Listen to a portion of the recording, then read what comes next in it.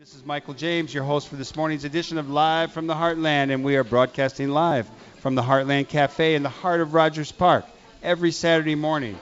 And we have a group of people in the audience. We're really honored to have them. They're from the Menominee Reservation up in northeastern Wisconsin, and they're in town for a science program visiting the Chicago's American Indian Center. I'd like to introduce Shannon Chapman, Megan Bang, and I have Barb Jersey up here too.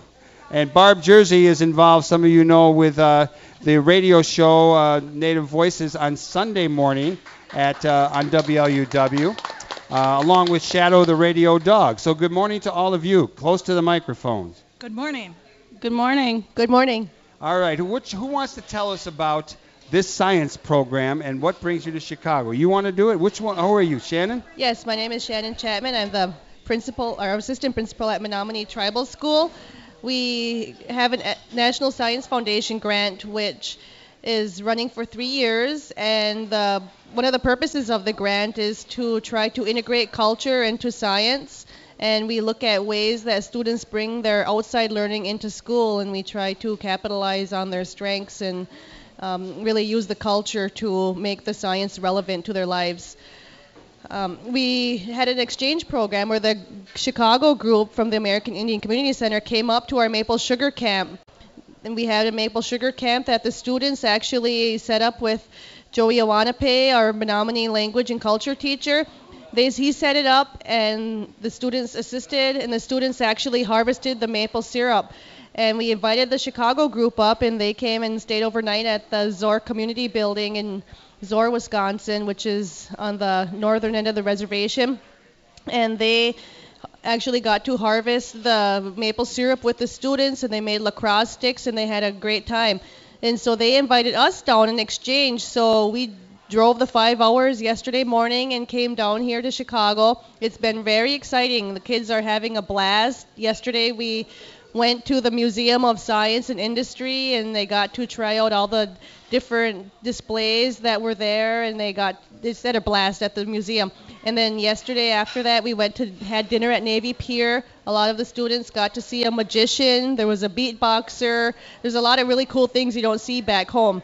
And most of our students got to ride the big Ferris wheel. So that was really exciting. And then we went to the American Indian Community Center and stayed overnight last night. And they had sleeping bags, and we camped out on the floor. So that was a real adventure. And I heard that we're pretty brave to have stayed overnight at the AIC. So, Are all you kids having a good time in Chicago? We like that.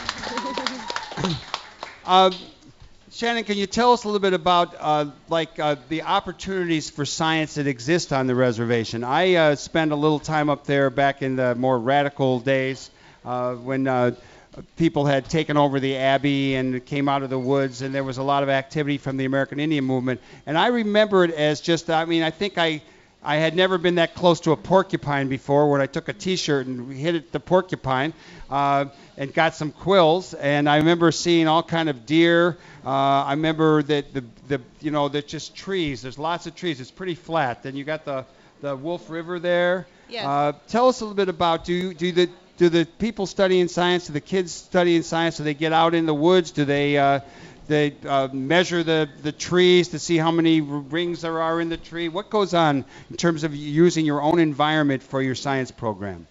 Well, one of the advantages that we have is that we have this beautiful forest. The Menominee tribe is renowned for the beautiful forest that we have. And the science teacher, Linda Ori, does work in conjunction with a lot of the other middle school teachers, and they take the students out into the forest. And the grant allows us to have a more community-based education, where we have a lot of our foresters, we have our language and culture experts come in, and they help us learn how to bring culture into the classroom. So a lot of our teachers are not actually Menominee, so we have Menominee consultants to tell them how best to go about it. So we get out into the field, into the forest, and they have foresters come up and they measure trees using Biltmore sticks, or they have other consultants come in. Michael Waka came in from the Menominee Forestry Center, and he taught the kids how to use a GPS. We rented GPS units, and we went out into the forest. I mean, they do a really lot of hands-on stuff. We have a right across the street from the school, we have the mill pond, which is right by the Menominee Tribal Enterprise Mill. And the students took samples from the mill pond, and they took them samples back to the classroom, and they had them their microscopes, and they did activities with the samples. So we have an outdoor classroom right in our own backyard, the forest, the water, the animals. It's just really beautiful up there, and it's really wonderful that the students have an opportunity to have hands-on science education like that. It's a beautiful place. Megan, you're the Director of Education at the American Indian Center. Can you tell us a little bit about what you do and how this program is developing? Well, at the American Indian Center, one of the things is that it's an after-school program, which is different than Menominee because they actually do it in a tribal school. And for us, one of the important things is that we give the chance for Indian kids that are spread out throughout the Chicago public school systems a place to learn with other Indian children. And so our projects are, they take place in the after-school program at the American Indian Center called Positive Pass, and then we have our family days, which are every other Saturday throughout the year. And we actually take kids, one of the things about our project is that urban kids, all urban kids, start to think that the natural world is something outside, someplace else besides the city. And so we work really hard at making sure we do a lot of neighborhood walks. One of the things that started this is that I had an elder who took me through the alleys of Chicago once and pointed out our medicines and talked about how our medicines were growing through the cracks in the pavement and that we needed to make sure our kids continued to see that all these plants around here are our relatives and are our medicines.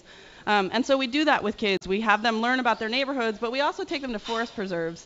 And I can't tell you how many of our kids didn't realize that, you know, just a few blocks from the Indian Center, there's about 15 to 20 deer regularly in the forest preserves around here. And so we are really focused a lot on kids understanding, and we call it knowing their relatives, their plant relatives and their animal relatives. Barb Jersey, while I got you here, can you tell, you helped make this happen, bringing everyone here. Can you tell us a little bit about your radio show that I usually hear Jim's voice, but I know you're involved with it, and I'm still waiting to meet Shadow the radio dog. You are waiting. All right. Well, we'll have to make a point of bringing her in to you.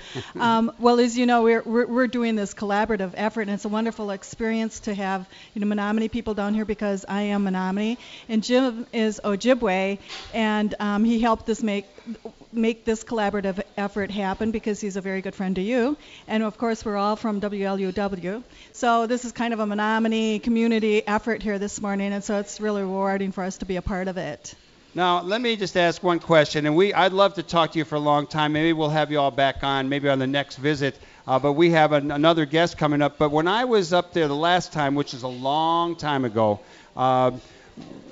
there was a guy named Neil Hopitat, and he used to call everyone horse, which was a friendly term. Do people still use that term? Because I still call if I like someone, I say, hey, horse, what's happening? I'll defer to you, Shannon. Well, I think a lot of the older Menominees might still say horse, but I think our younger generation uses the word dog. Well, I tell you, I like this thing about maple syrup, and I'd like to pursue it because one of the things I used to do was go up to Neopet or Kashina, and then we would go up to White Lake, and there was an old family up there that was harvesting maple syrup, and we used to haul it back to the Heartland in our truck. So I'm always looking for a source of maple syrup. We'll talk about it later. I want to thank you all for coming on the show. Let's have a big round of applause for Shannon Chapman, Megan Bang, and Barb Jersey. Okay, we're going to take another really short musical break, and we're going to come up here. We're going to have our friend Kari Lyderson. That's S-E-N, not S-O-N as I was spelling it, and we'll be right back with more Live from the Heartland.